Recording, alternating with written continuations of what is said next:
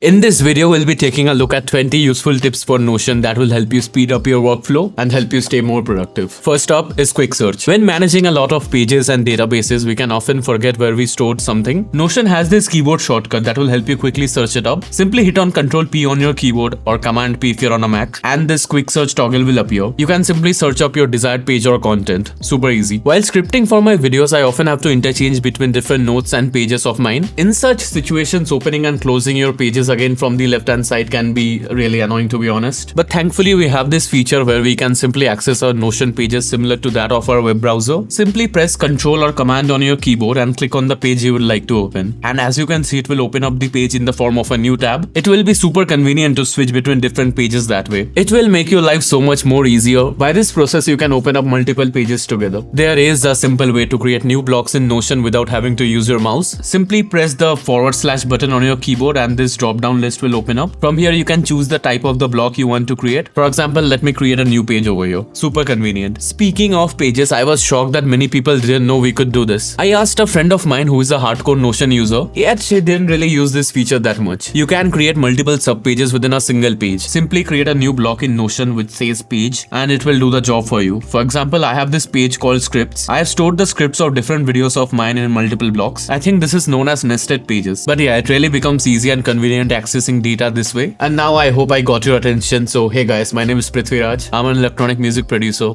a part-time gamer, and I also try to make videos. Formulas. This is more of an advanced feature, but it can be really helpful while managing finances or while calculating earnings. I'll show you a quick demonstration for using formulas. For this to work, you need to create a database. Now, for example, I would like to calculate my net profit for every month. I can simply create a new database and let's name the first column as month, and then let's create two numbered columns. One will be for our earnings and the other one for our expenses. Now, when I click on the formula block, I can simply create a predefined formula to calculate my net profit. From the properties window, select earnings and it will appear on top. Now, depending on your task, you can simply add a formula. Like in this case, I want to find my net profit. So the formula would be my earnings minus my expenses. Basic maths. If you subtract your expenses from your earnings, then you're gonna find your net profit. So let's take an example to see. Let me add my earnings minus expenses in the formula tab. Now let's say my income for the month of September was $1,000 and I have spent $600 in that month. And as you can see, it has automatically calculated my net profit, which is $400 in this case. So it can be really useful while calculating such stuff. I recommend that you replay this segment if you had problems understanding this part. It can be a bit confusing at first, but it can be super helpful if you can incorporate it in your workflow. You can very easily share pages on Notion. Simply hit on Ctrl+L or Command+L on your keyboard and it will copy the link of that particular page in Notion. You don't have to worry, it will only copy the link of the page you have opened. The viewer won't have access to your entire Notion library. Keep them stalkers away. Creating backlinks. You can simply create a backlink to your pages or mention a person if you're collaborating with someone. Just like on Instagram, you can simply type @ followed by the name of the page and it will create a shortcut for that page. Now when you click on it, it will simply lead you to the mentioned page. It will also show the number of backlinks you have created for that particular page, and by this way you can also mention people in your Notion workspace. The backlinks can be super useful when you use them through your smartphone. You can simply create toggle blocks inside your homepage or dashboard or whatever you call it,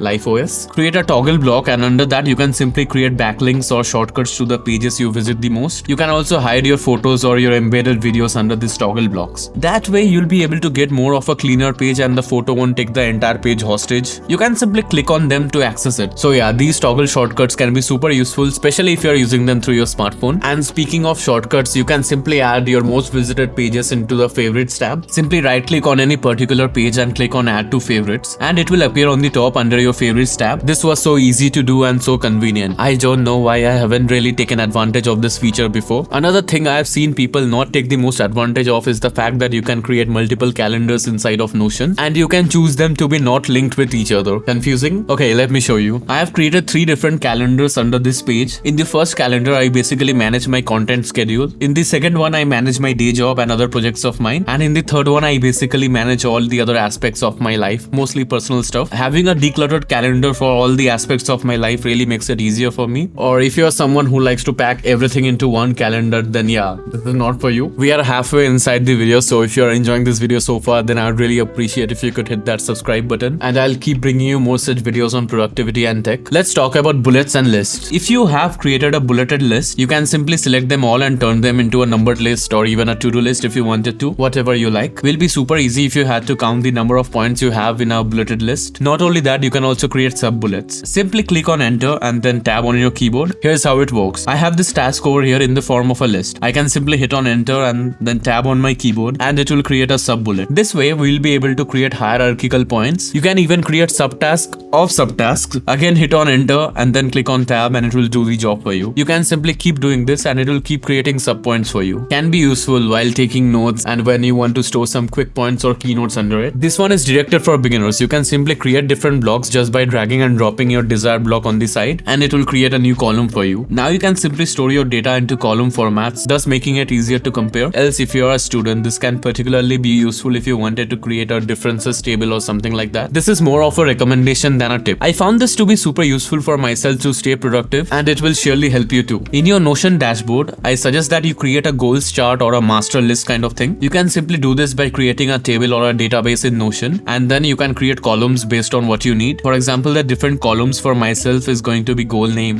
description, due date and status. This will allow me to track my goals efficiently. On top of that, since this is on our dashboard, it is most likely gonna be the first thing you see when you open up Notion. Hence, it will keep reminding you to get your bottoms moving and achieve your goals. Even if you don't finish your task, this table will at least make you feel sad and guilty about yourself. Our guilt often makes us do stuff we never wanted to.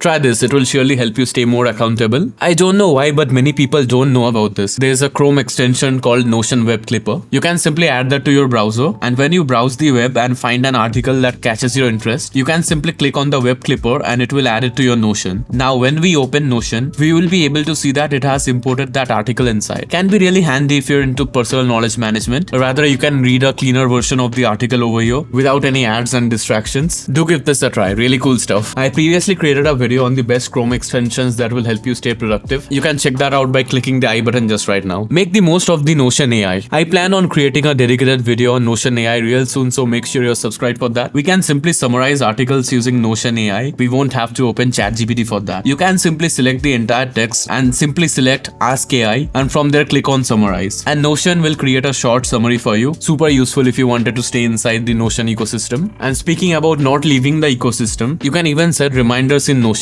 I generally do this using Amazon Alexa, but yeah, ecosystem. You can simply type @remind and select remind tomorrow. Now when you click on it, you can select the date and time and it will remind you on your computer or smartphone based on your settings. You can highlight text in Notion. This is again something many people are not really aware of. You can add highlights in different colors. Simply select your text, right click on it and select this A button. From there, you can select the color of your highlight and you're done. This will mostly be useful for students, but yeah, you can never have enough highlights. By the way, you can change fonts in Notion. You don't have to keep using the default one always. You can choose between Serif and Mono. Mono is more of a spaced out version, and you can even make your text into a smaller size to view your entire page better. Can be useful to spice things up a bit. You can navigate through your database just using your keyboard. You won't need a mouse for this purpose. You can simply use your arrow keys to navigate through your databases. Press enter to select different segments. Press enter again to select and make changes. After that, you can simply select them by hitting shift plus the down arrow button and press Ctrl D or Command D to make changes to them all at once. Quick little way to make changes in bulk. If you have created a status property for your task, instead of clicking on it and then selecting complete from the drop down list, you can quickly mark it as complete in the form of a to-do list. Click here and go to properties. From there, click on status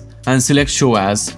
From there, select the option called checkbox, and now you can simply complete your task like a to-do list. Neat. Now, if you are feeling productive enough, I can help you pump that even more. Click here to check out the best apps for MacBook that will help you stay even more productive. Thanks for watching. Please consider subscribing to my channel, and I hope to see you there.